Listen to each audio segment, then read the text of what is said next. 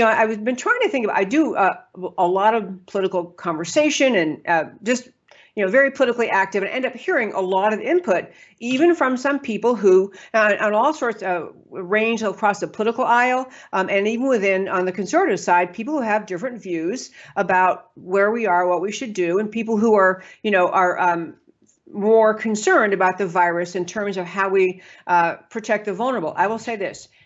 If you are a senior, and so you're not, you're in the vulnerable class of people, if you are have any kind of immunity challenge, whatever your challenges are, everyone who is vulnerable should stay home. We should protect people. We should encourage people to think of themselves as protected. If you are in the vulnerable category for whatever reason, you can stay home. And you should stay home. And everyone encourages you to stay home. And if we succeed in reopening this economy, if we succeed in moving more quickly past this glacial pace and we reopen it, you can still stay home. Everyone who is concerned and frightened, and I'm not mocking being concerned and frightened. There are people who should be especially cautious. I understand that. You should stay home. Nothing about reopening America is saying force people who are vulnerable to get out and get sick. No one is saying that. The vulnerable should stay home. But on the human cost of the shutdown, I'm just surprised, really, in the course of this, watching how the coronavirus has worked through our society, and then the political thinking, then the cultural thinking, the social media conversation, how many people mock the idea of trying to put pressure on and trying to bring about the reopening of America, the reopening of the economy, how people who are pushing for that are characterized as selfish, as just wanting to get out and go shopping again at their favorite department store or other, cavalier, frivolous things. And so the thinking of people who are saying we've got to reopen America is mocked, ridiculed, and diminished as selfish people who can't stand the idea of being a little bit selfless and staying home for the benefit of others, and that just can't wait to get out of their house to go to their country club again or some stupid thing like that.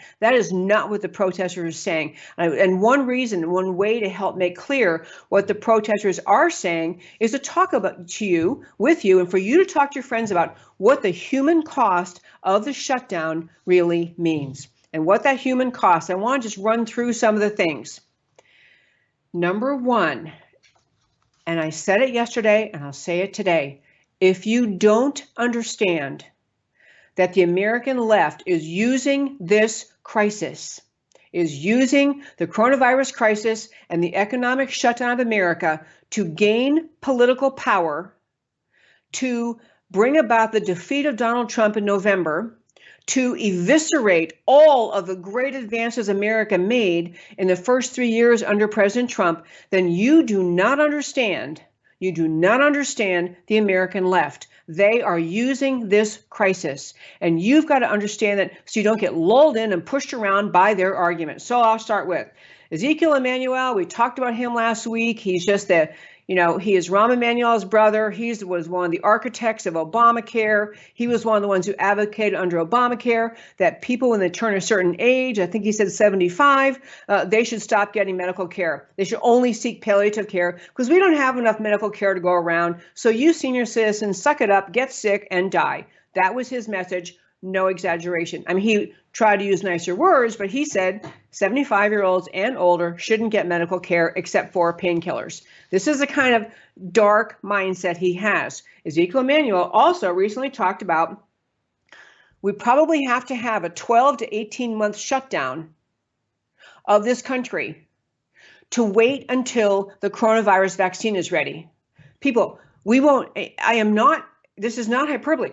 There won't be an America if we shut down. America will be nothing like you know it if we shut down for 12 to 18 months. Yet this is what a pillar of the Democrat Party. Ezekiel Emanuel, clearly pillar of the Democrat Party. This is where he stands. This is what he was saying. So he also talked about the idea that so we have to shut down, in his view, religious services, no livelihoods, no getting out there except for essential businesses. This is what he is suggesting. And he said he's using coronavirus as a great, or COVID-19 as a great argument for universal health care coverage. You have to understand, people, this is a political, wow, I thought of a way, I found a mission, I found a way that we can get America under the control of the Democrat Party, because we are going to, as the Democrat Party, we are going to seize on this danger to America of the COVID virus and simply reduce it to a nation of people frozen in their homes, afraid to work, unable to work, cannot function. Okay, sorry. So then the next, so that is just overall. And then I really want to go through the way that this COVID virus is going to, this prolonged shutdown, what it really will do to America, in addition to the gives the left power.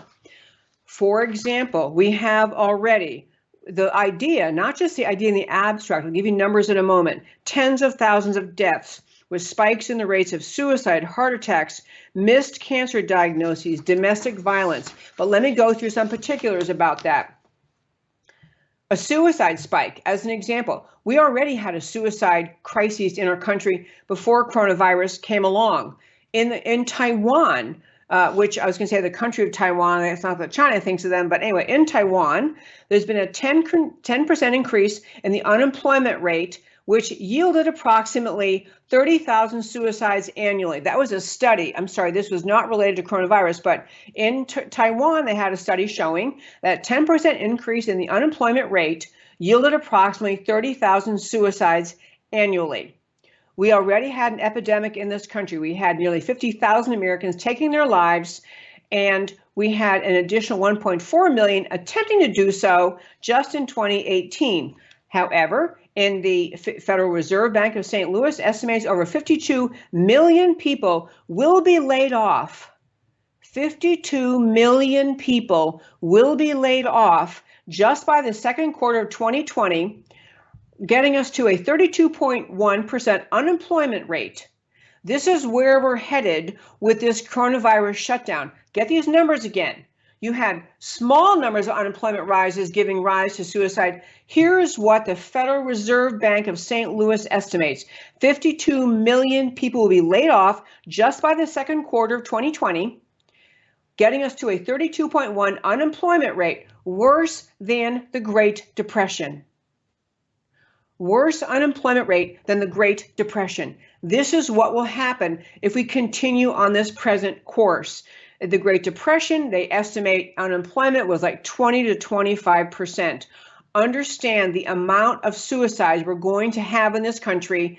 They just go together from people losing a sense of purpose and also just having a sense of futility, hopelessness, no way out, can't go to work, aren't any jobs, can't make my income, can't get a paycheck, can't pay for my life, can't take care of my family.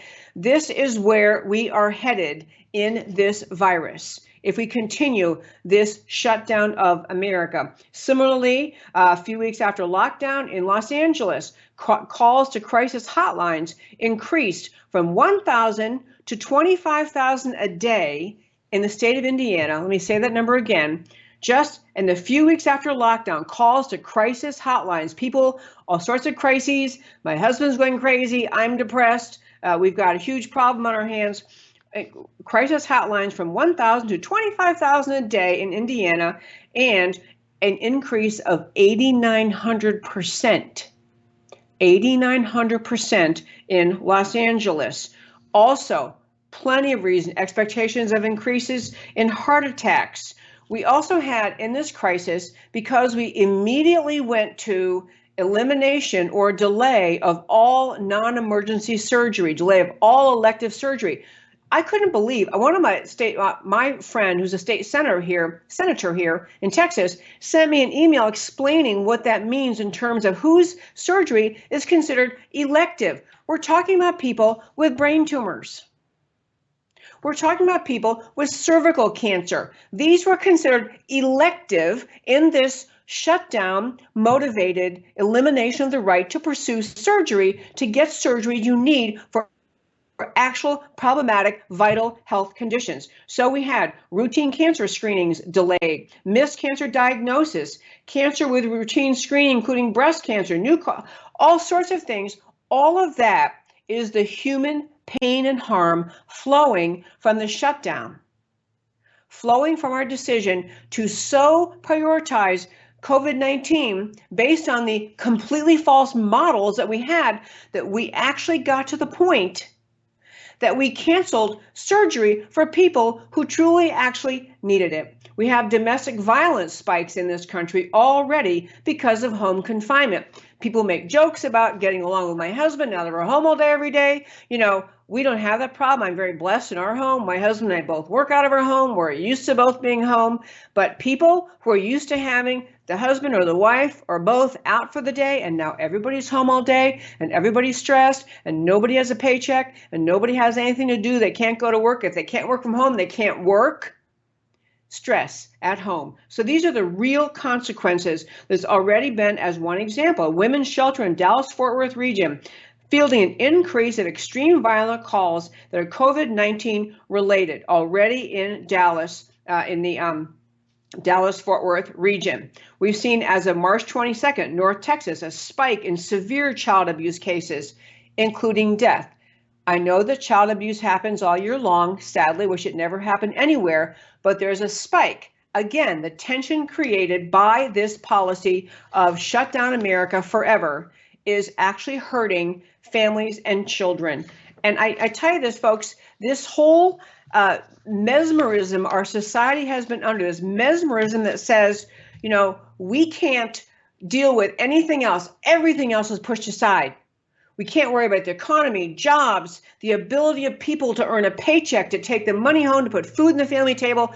None of that matters because this COVID-19 thing must be the only thing we think about. And even after, weeks later, what we discovered, the numbers were wrong, the models were wrong, our behavior hasn't changed. The behavior of elected officials has not changed. Most elected officials. Their behavior has not changed. Their willingness to adapt their policies to the present circumstances has not happened. I'll tell you another thing in this segment, talking about just the human cost of this shutdown. And not just people losing jobs and people becoming, having a terribly hard time at home, and domestic violence and health issues and suicides and violence toward children and spouses. All of that is flowing from this. But on top of that, we're losing something precious about our culture. We're losing something precious about our sense of identity as Americans, our compassion for each other.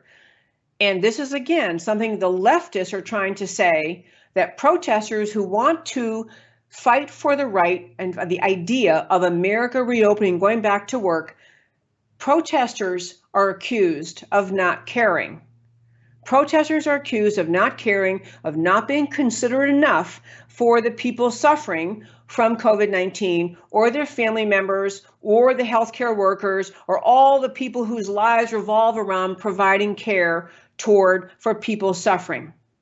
And that is a complete lie. Another lie the left engages in, that the only way you'd protest, the only reason you'd protest, the only kind of person you must be if you protest is someone who doesn't care about the suffering. Look, my friends, everybody cares. Everybody cares. I have a close political colleague whose adult nurse daughter in New York City is suffering with COVID-19 and her friends. I have a close friend I've had for practically my whole life, whose father lost his best friend to COVID-19. Everybody's touched by it. Everybody understands it's horrible. You can understand it's horrible and still figure out that we can't kill America as a result of the virus.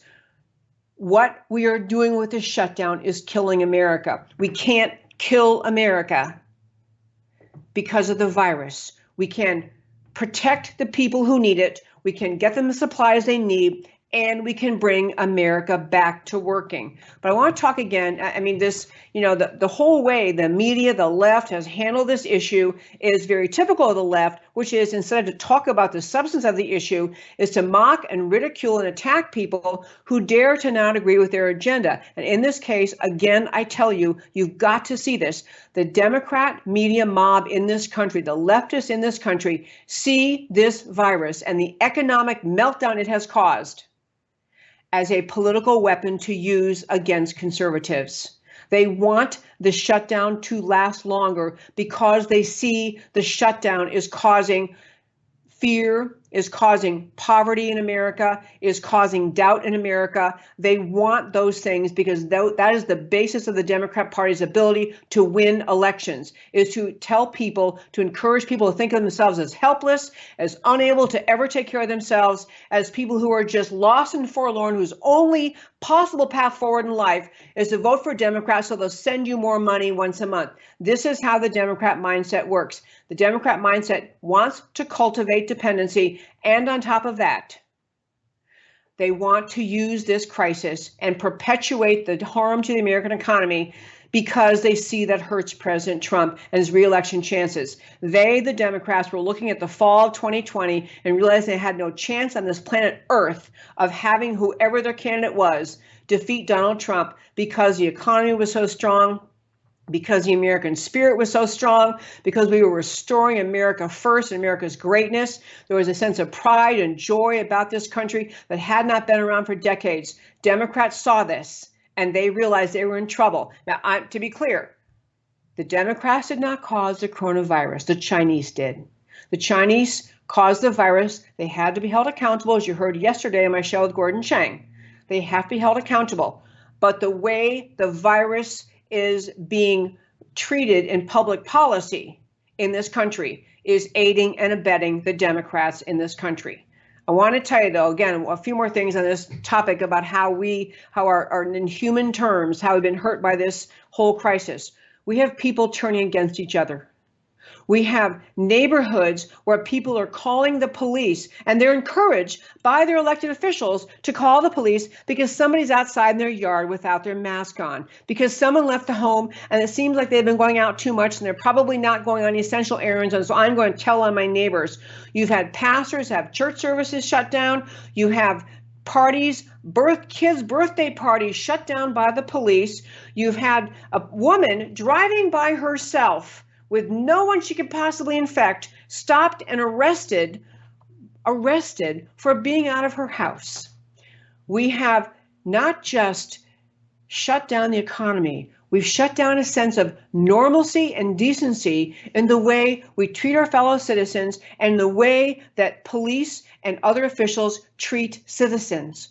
We're normalizing a police state mindset in this country. We're normalizing, legitimizing the idea that a mayor would send his officials over to a parking lot on Easter Sunday for when a church service is being conducted with people sitting in their cars who could not possibly be transmitting the coronavirus to the next car over, which has to be at least 6 feet away. You had a mayor going there, or his underlings going there, writing down license plates to report these people and fine them for going to church on Easter Sunday.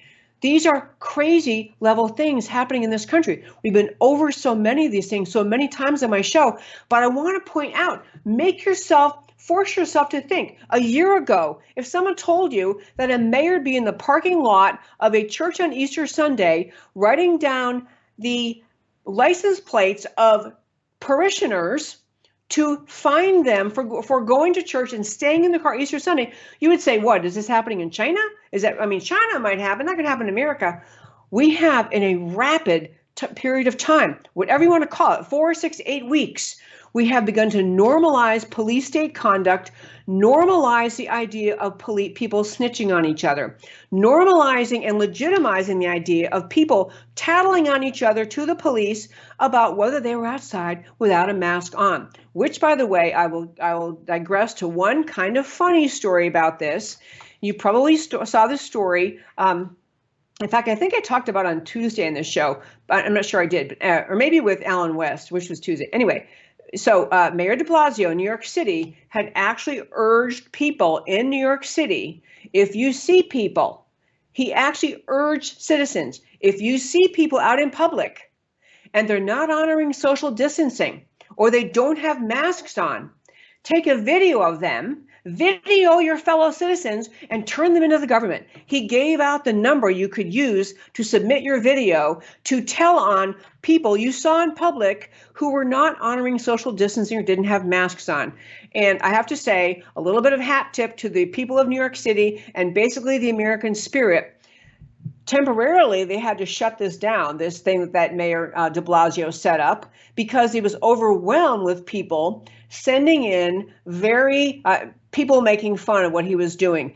So some were very serious accusations, calling him Hitler, which I don't really like anyone being called Hitler. I think that's, even for Mayor de Blasio, that's a little extreme. But I mean, calling him Hitler, putting in videos that were completely inappropriate, just mocking him, little memes. I mean, the point is the system he set up was overwhelmed by people essentially protesting what he had said to do, protesting, saying, are you freaking kidding me? You're telling New York City people to turn each other in. And right here in Dallas County, we have our own county judge, highest elected official in Dallas County. He put out a tweet weeks ago, right after this whole thing got started, with a shutdown of Dallas, encouraging people to turn in their neighbors. This, my friends, is the destruction of American culture, the destruction of a culture that is just America's an abundantly full and overflowing with people who are full of goodness and kindness and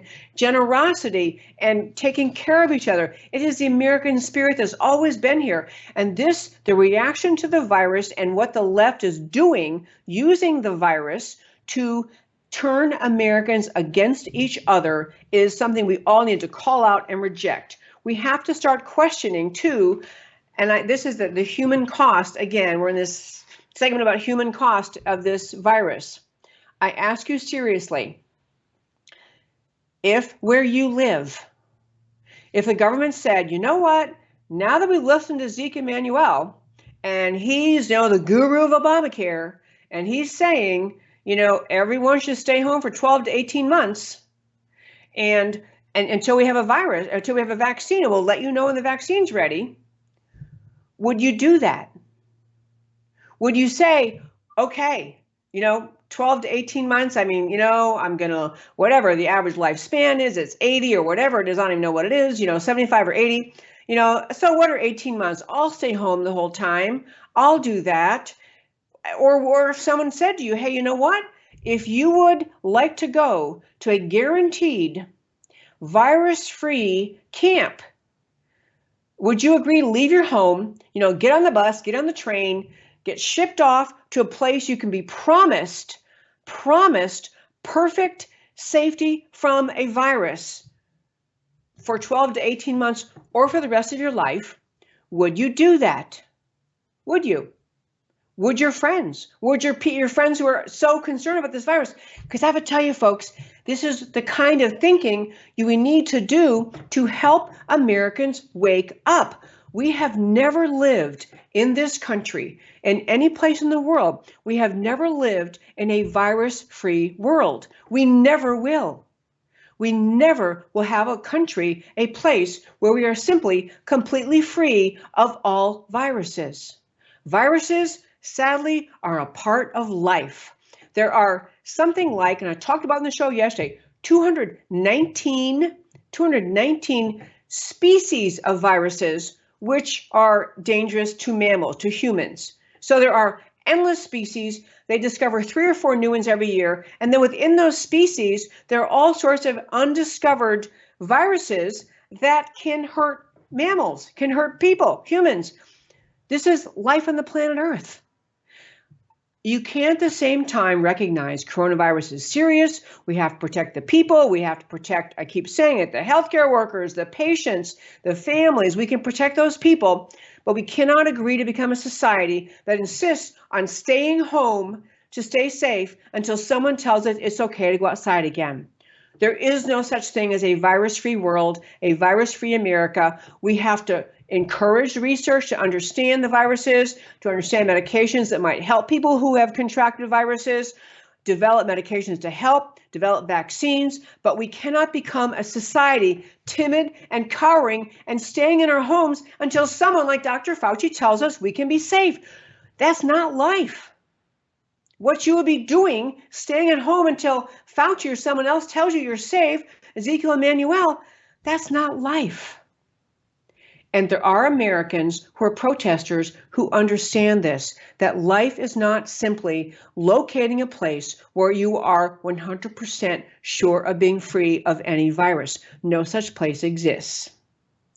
And the people who are protesting are not protesting the shutdown. They're not demanding the reopening of America because they selfishly want to go to the spa and get a massage, or because they want to go to their favorite store and spend money on clothes, or because they want to dine out in their favorite restaurants. They may want all those things, but what they really want is the return of the normalcy of the American culture of freedom and entrepreneurship and working, and the robust, active America that we were all living in even in January of this year. We're only in April. If you can force yourself to go back to January this year, where the news of the robust economy and the hope, our country was brimming with hope, that because we had people who had not worked in the longest time working.